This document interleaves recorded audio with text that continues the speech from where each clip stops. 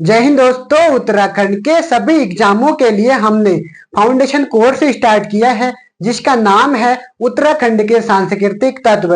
इसमें हमने बहुत सारी क्लासेस को कवर कर लिया है। जो हमारा आज का टॉपिक है वह है उत्तराखंड के प्रमुख उत्सव। इससे पहले की क्लास में मैंने आपको उत्तराखंड के प्रमुख त्योहारों को कवर करवा दिया है, तो आज की क्लास में हम उत्तराखंड के प्रमुख उत्सवों को देखेंगे। ठीक है, तो पहला उत्सव है नौठा कौथिग।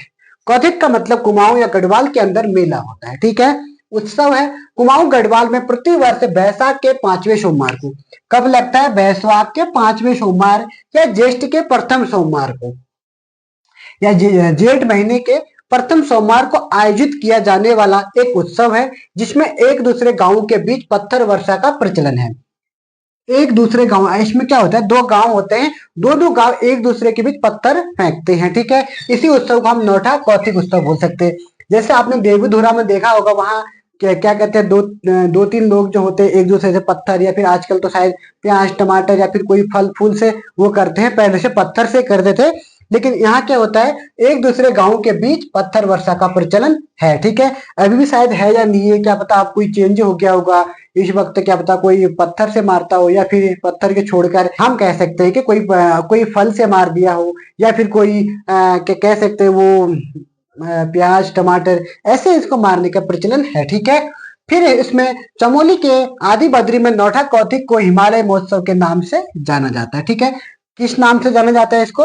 हिमालय महोत्सव के नाम से इस उत्सव को जाना जाता है। कहाँ? चमोली के आदि बद्री में। ठीक है, हमने नौठा कौथिग को कंप्लीट कर दिया है। अब हम गेंदा का खकोटी उत्सव, मोस्ट इंपोर्टेंट है गेंदा का खकोटी उत्सव। अब ये क्या होता है, पौड़ी गढ़वाल के समीप कुछ गांव में बसंत पंचमी से बैसाखी तक चलने वाला उत्सव है जिसकी परंपरा पांडवों से जुड़ी है। आपसे ये पूछ सकता है कि जो पांडवों से जुड़ी हुई कौन सा, जो पांडवों से जुड़ा हुआ कौन सा उत्सव है, तो वो उत्सव होगा गेंदी या खकोटी का उत्सव, गेंदी का खकोटी उत्सव। ठीक है, उसके बाद जिसके अनुसार यहाँ गेंदी मादा गेड़ा का खकेट या खाल खींचा जाता है।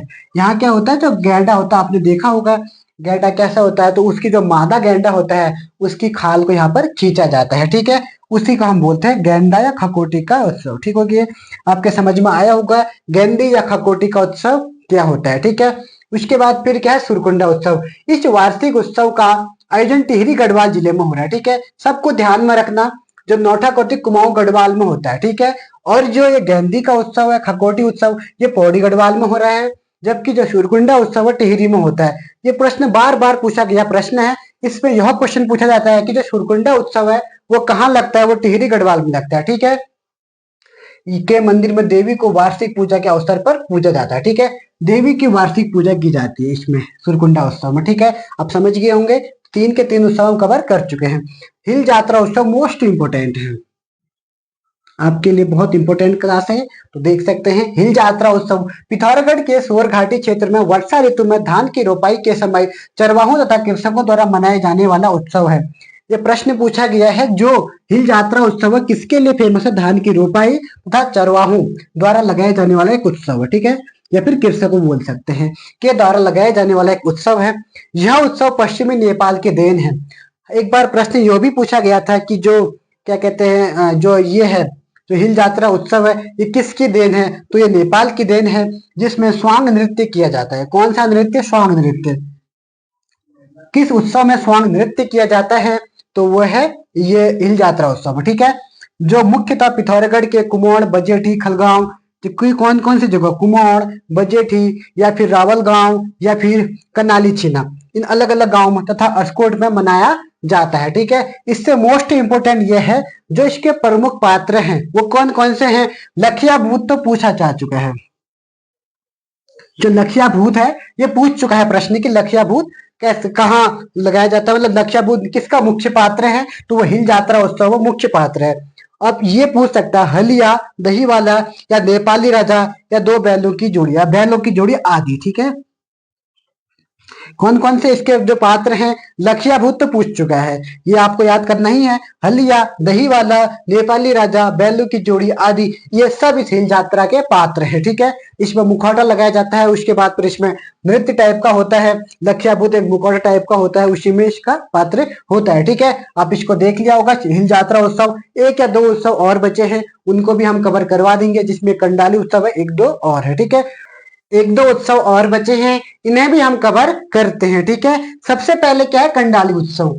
जो पिथौरागढ़ की जनजातियों द्वारा, पिथौरागढ़ में दो तीन जनजाति रहती हैं, एक भोटिया और एक राजी। पिथौरागढ़ की जनजातियों द्वारा प्रत्येक 12 वर्ष में मनाया जाता है। ठीक है, पिथौरागढ़ की जनजाति जिसमें भोटिया और राजी दो प्रमुख जनजाति हैं, जिसके तहत कंडाली घास को काटा जाता है। कंडाली एक घास है, ये बेकार घास होती है, जिसको काटा जाता है और पर्यावरण को स्वच्छ किया जाता है। जैसे इस घास को काटते हैं, उसके बाद जो पर्यावरण होता है वो क्या हो जाता है, एकदम साफ हो जाता है, स्वच्छ हो जाता है। ठीक है, यानी कि जो कंडाली घास होते हैं, बेकार घास हम कह सकते हैं इसको। उसके बाद फिर क्या है, शरदोत्सव। शरद मतलब होता है ठंडा, उत्सव मतलब हो गया, यानी कि शरद में होने वाला उत्सव, यानी कि ठंडे में होने वाले उत्सव को हम क्या कहेंगे, शरदोत्सव।